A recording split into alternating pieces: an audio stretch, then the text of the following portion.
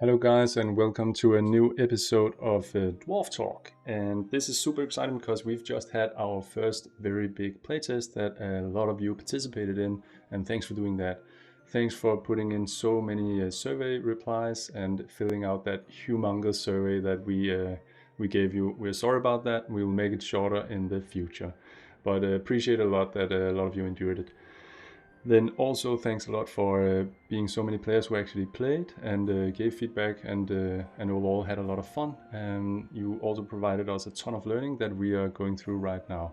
So that's also what I'm going to talk about in this Dwarf episode or Dwarf Talk episode. We are going to do a little fun thing where I am exposing to you what I think is the top 3 learnings that we had that we would want to action. So I would also love if you could do the same. So it's basically like our individual personal views based on the tests and the experience we had. What are the top 3 things that we would either change, add, or remove? And we cannot choose box and we cannot choose the Dragon Ball because that is too obvious. We are going to add that next time. So less obvious things than that, and I'm gonna give you my top 3 list right now. So I've prepped a little scene here, and my top 1 thing here is that I'd like to improve the PvE combat in group mode. That means that we have made a buff currently that increases the health of enemies by 100%. Basically, they have double health when you're in group mode. And I can open it here so you can see that. We do not describe the exact buff here, but that's what it is. 100% more health, 30% more damage.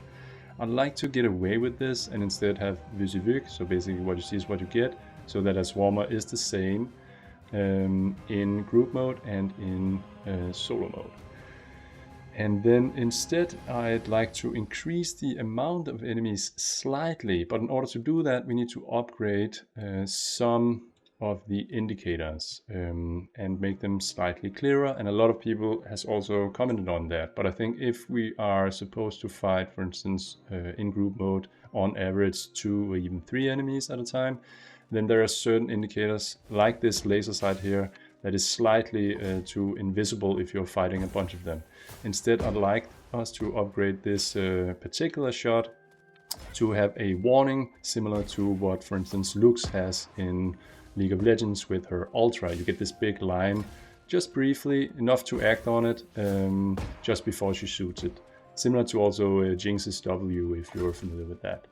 So that is my number 1 thing. Get away with the bullet spongy enemies and allow more actiony group combat in team mode.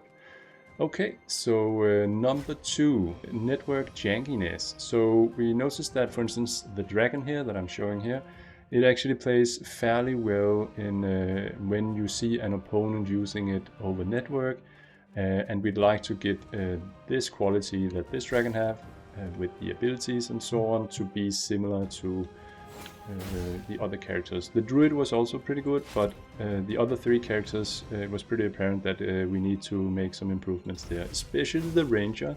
She would have a lot of abilities like this Q here, where the projectile shows fine locally when I'm watching it now, but it would show up mid-air when it is fired to an opponent player, and which makes the combat look pretty weird. And it's a little bit the same thing with, for instance, her W here, and yeah, so we should definitely fix that.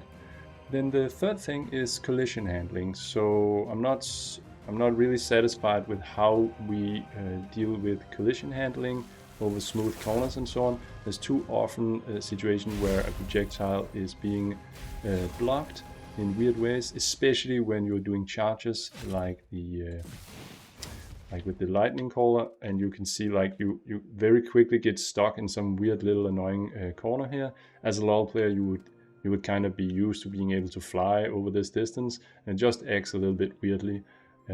So this feel is just very important, I would say, to the moment-to-moment gameplay, and is worth touching up on. So that's basically my top 3 list, and I really hope that you will make your top 3 list and put it into the comments or on Discord so we can have an interesting discussion on that. It is very interesting we can only choose 3.